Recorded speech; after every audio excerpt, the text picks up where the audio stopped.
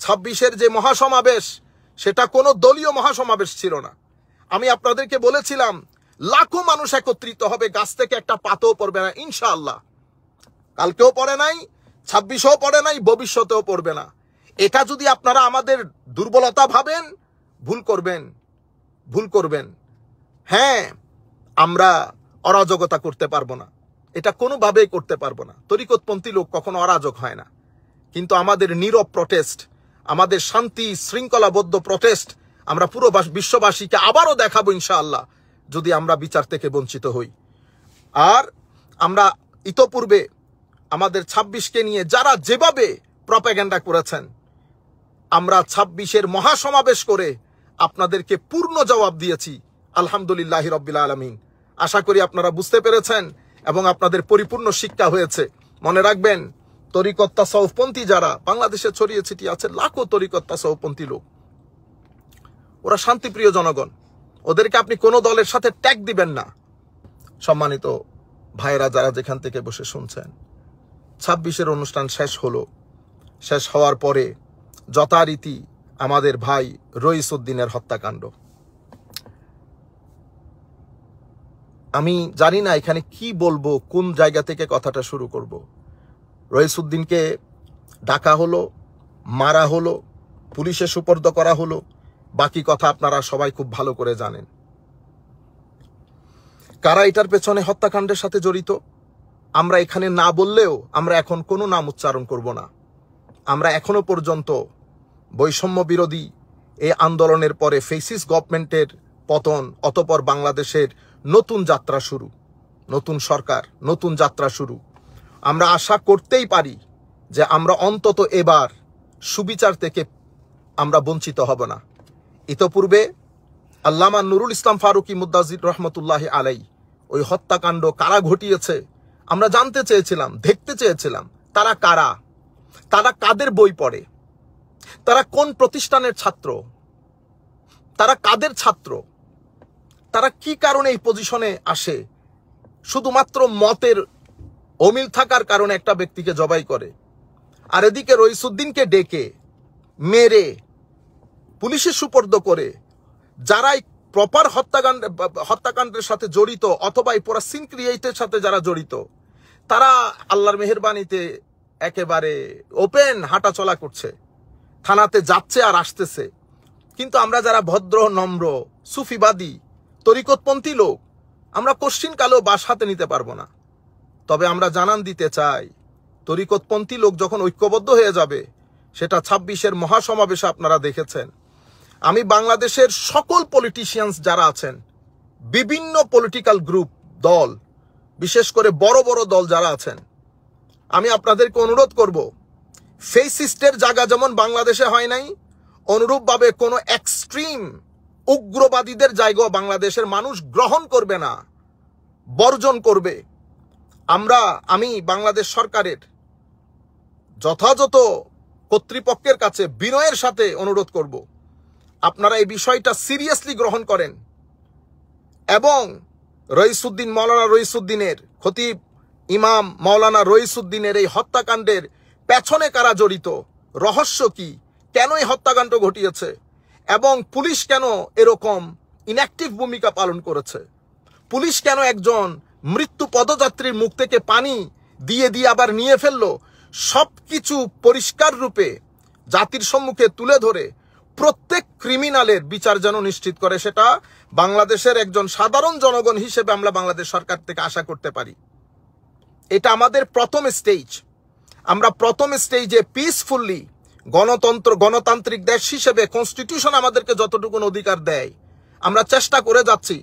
আমরা বারবার পুলিশের দুয়ারে, আমাদের নির্দিষ্ট যারা কর্তৃপক্ষ আছেন তাদের দুয়ারে দুয়ারে আমরা বিচার ভিক্ষা করছি।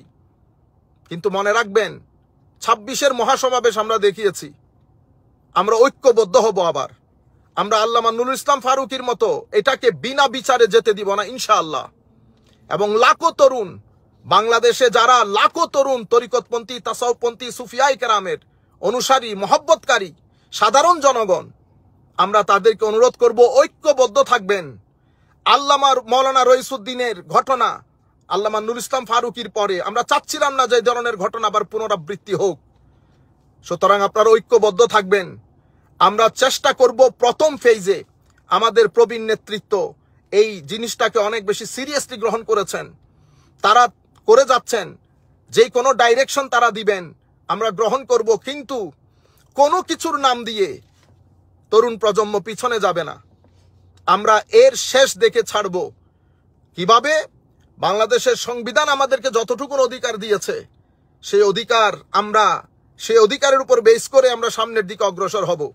মনে রাখবেন, পৃথিবীতে কোনো জালেম, ফেরাউন থেকে শুরু করে ইয়াজিদ থেকে শুরু করে হিটলার, পৃথিবীতে কোনো জালেম জুলুম করে হুকুমতের মধ্যে থাকতে পারে নাই। আর জুলুম দিয়ে কখনো হুকুমতে থাকাও যায় না, অথবা জুলুম করে কখনো সম্মান নিয়ে বাঁচাও যায় না। কাজে আমি অনুরোধ করব, এই ঘটনা যেন আর না ঘটে, এবং এই ঘটনা শুধুমাত্র তীব্র নিন্দার মধ্যে আমরা থাকবো না।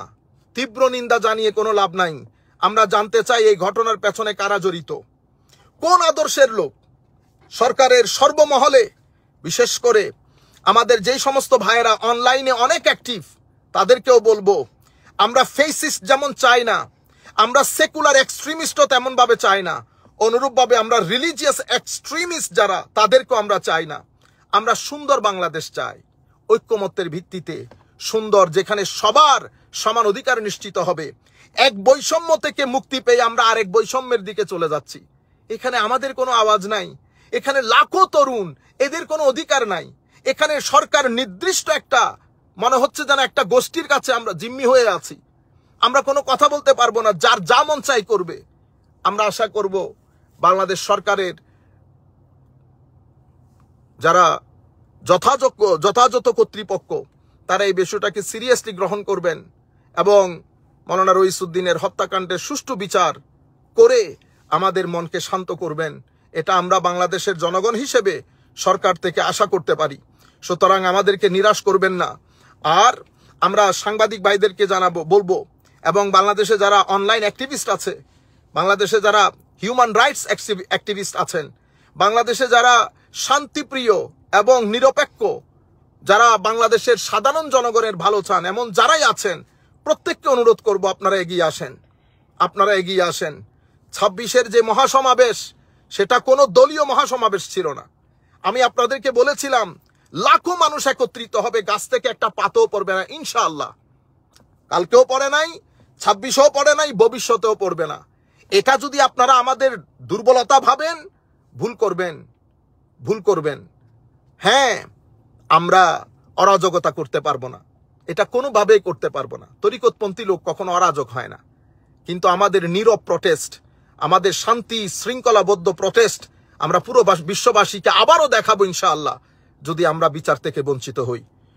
আর আমরা ইতোপূর্বে আমাদের 26কে নিয়ে যারা যেভাবে প্রপাগান্ডা করেছেন, আমরা 26-এর মহাসমাবেশ করে আপনাদেরকে পূর্ণ জবাব দিয়েছি।